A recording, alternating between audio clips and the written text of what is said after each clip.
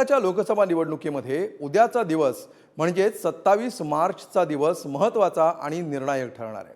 याचं कारण म्हणजे वंचित बहुजन आघाडीची या निवडणुकीमध्ये नेमकी भूमिका काय असणार याचा फैसला उद्या होणार आहे। प्रकाश आंबेडकरांची सध्याची वक्तव्य पाहता दोन प्रमुख शक्यता समोर येत आहेत। कुठल्या आहेत या शक्यता पाहूया या विशेष रिपोर्टमधून।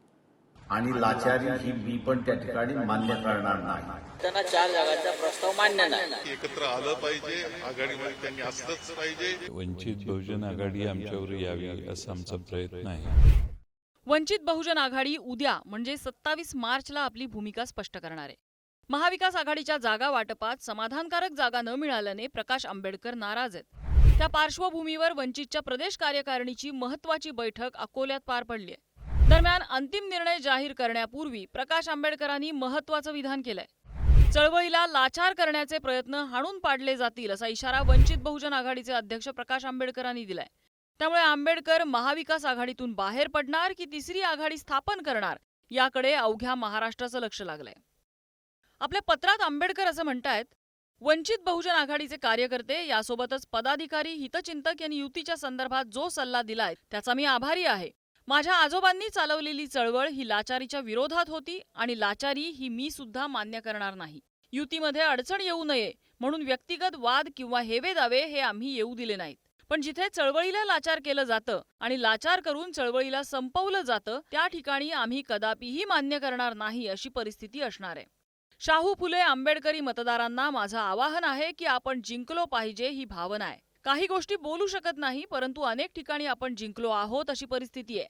वंचित आघाडी जी भूमिका घेईल त्या भूमिकेला शाहू फुले आंबेडकरी माणसांचा 100% पाठिंबा आहे असं मी आपणा सर्वांकडून गृहीत धरतो।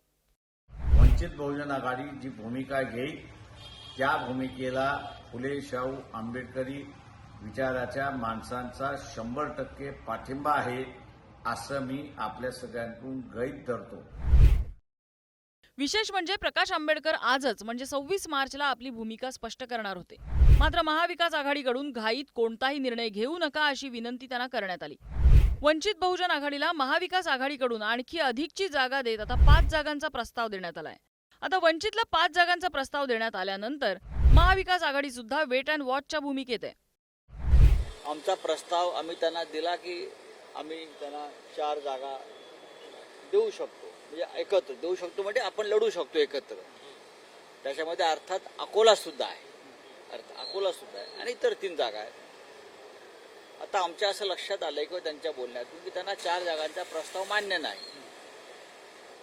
तरीही आम्ही सगळे या मताचे आहोत की बाळासाहेब आंबेडकरांशी आम्ही पुन्हा सगळे मिळून चर्चा करू आणि निश्चित सकारात्मक मार्ग काढू।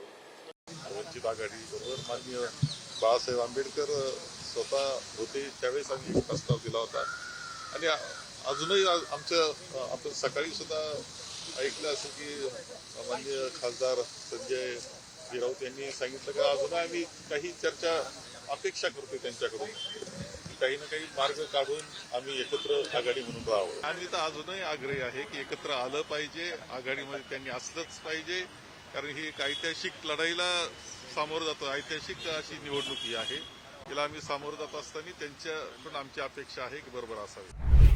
वारंवार प्रयत्न करूनही महाविकास आघाडी आणि प्रकाश आंबेडकर यांचं समीकरण काही केल्या जुळून येताना दिसत नाहीये।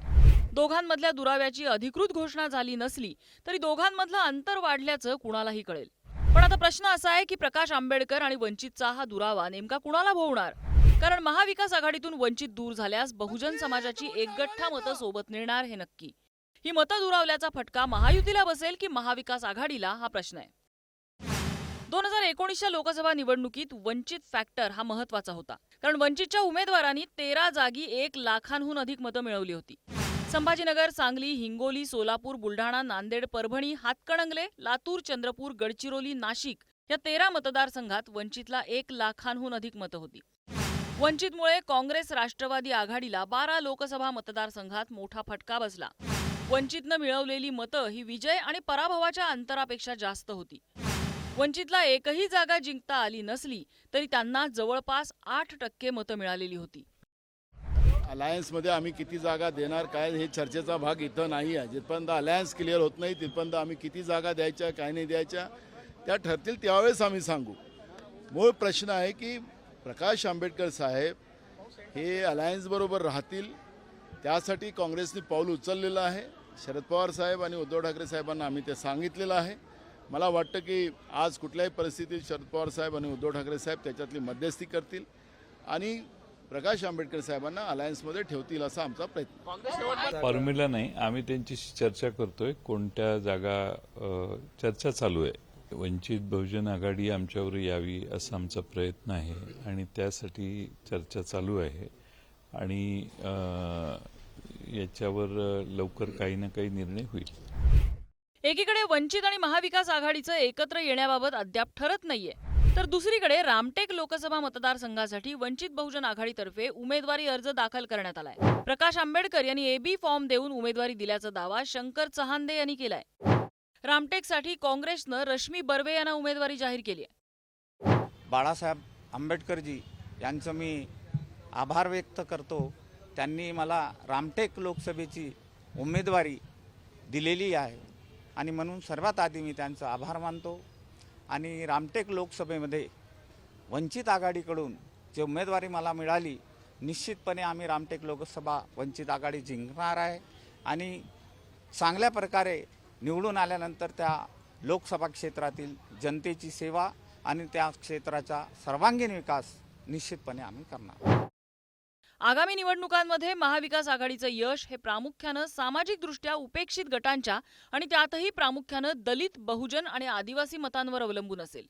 वंचित बहुजन आघाडीचा राज्यातील दलित आणि बहुजनांचं वर्चस्व असलेल्या अनेक मतदारसंघात प्रभाव आहे. त्यामुळे त्यांच्या पाठिंब्याशिवाय महाविकास आघाडीला महाराष्ट्रातील भाजप प्रणित महायुती विरोधातला लढा आव्हानात्मक ठरू शकतो. यंदाची लोकसभा निवडणूक महाविकास आघाडी आणि वंचित बहुजन आघाडी या दोन्हींच्या राजकीय भवितव्याच्या दृष्टीनं महत्त्वाची आहे. त्यासाठी वंचित बहुजन आघाडीला महाविकास आघाडीत सन्मानाचं स्थान दिलं पाहिजे.